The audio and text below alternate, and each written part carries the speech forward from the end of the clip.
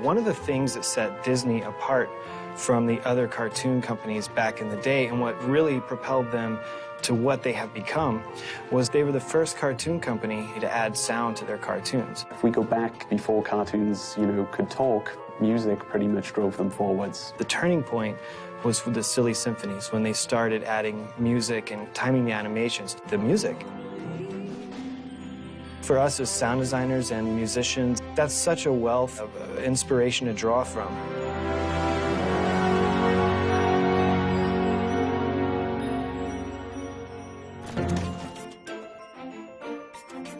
In this specific game, music is very, very important because story is so important. Story and music go very hand in hand. It's just another layer on top of everything that builds emotion and builds connection to the game. It is part of the atmosphere. It is part of the experience that we want you to have. I auditioned like dozens and dozens of composers and said, what is the Disney sound? What does it mean? Is it orchestration? Is it a musical style? I mean, what is it? Jim Dooley, he immediately got what I was trying to get at. I mean, that Disney style, he was able to describe it in ways that I almost understood, and he was able to capture it.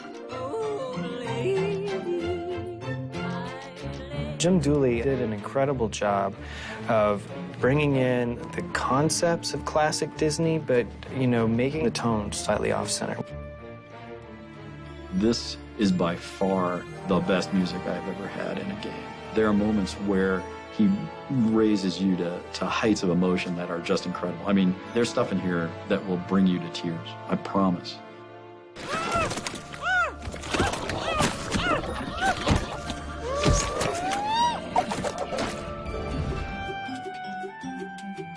I asked Jim to create a Mickey theme and an Oswald theme. The thing is, it had to be flexible, because in a game, you change the music based on what the player does. So he needed to create a theme that was incredibly flexible. Frankly, more flexible than I thought was possible. The changes that we have in the music, from the ambient scoring that goes on when you're just exploring a world, to the combat music that kicks in, to the little bits of music that you get from the rides and riding them themselves, have all catered to changing that atmosphere and kind of poking at the emotions of the player. We use the music to tell the player what Mickey is feeling. So if he's in a sad mood, the music's going to be sad. If he's happy or feeling triumphant about something, we don't say triumph on the screen like that. We play it with music. So we have our character themes. And then on top of that, we needed themes that would be applicable to each land. Each land you visit has its own unique sound.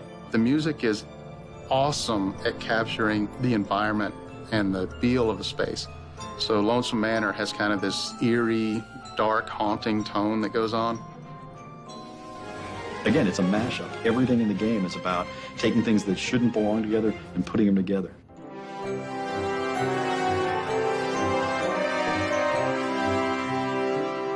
The range of emotions in the score is stunning. It's not about an adrenaline rush. It's not about frowning and, being really intense. It really has become a game about smiling as you play.